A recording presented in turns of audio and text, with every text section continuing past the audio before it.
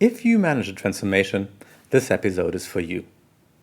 Today I'll be talking about this great book here, Noise, a Flaw in Human Judgement by Daniel Kahneman, a recommendation by Matthias Maslaton. Thanks very much. If you manage a transformation, one thing that you have to do is you have to manage a portfolio of initiatives that drive your business forward. I think that's episode 3 or so of my video series with Arinda Bhattacharya. And the authors very specifically say that this is what you need to do. This is an activity that you have where noise occurs, and that leads to bad decisions. So, what is noise? There are two fundamental flaws in decision making. One is bias, and the other one is noise. Let me give you an example of bias because that's what everybody knows and talks about. My favorite one is the Dunning-Kruger effect, where someone has no idea about something, overestimates his or her capabilities consistently. Now, the consistently is important. They always make the wrong decision. Noise is about variability in decision making. So, on the same subject matter, an organization or even an individual might have different judgments at different points in time with the same information. Now, that can't be good, can it? We can't rely on luck for our transformation. So, how do we battle noise? There's one option that is super clear. It's an algorithm. If a machine tells you what the decisions should be, easy.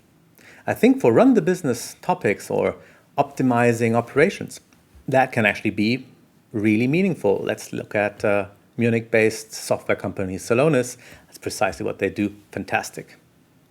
But then there's growth. There's change.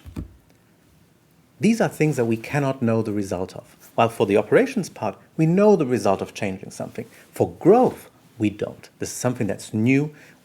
The result is not knowable.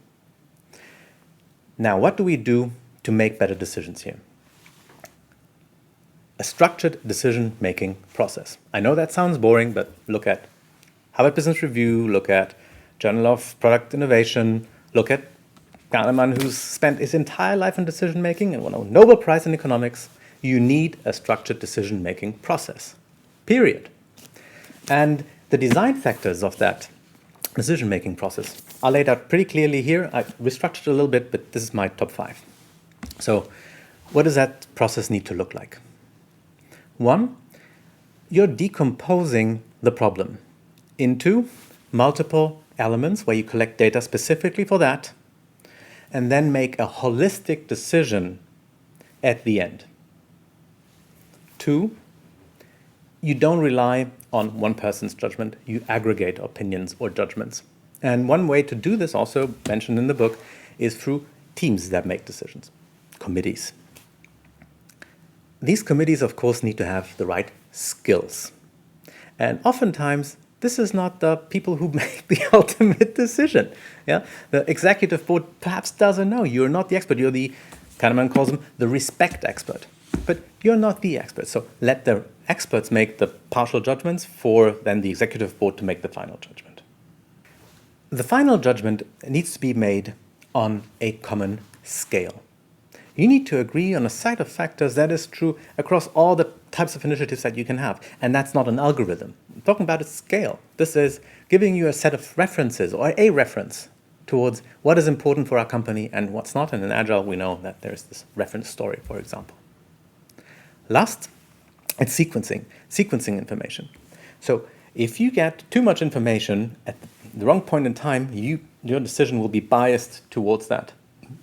So someone needs to take great care to only allow relevant decision information into that decision-making meeting.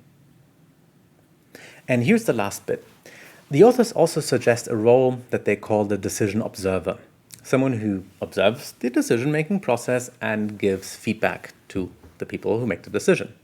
Now, here I disagree slightly. I believe that also for, especially the sequencing information piece, we need someone to coordinate that decision, someone who's in charge of coordinating that portfolio decision-making process. We call him the portfolio coordinator. It's an active role who designs that process and makes sure all of these components, these design components I just talked about, that they actually are in place.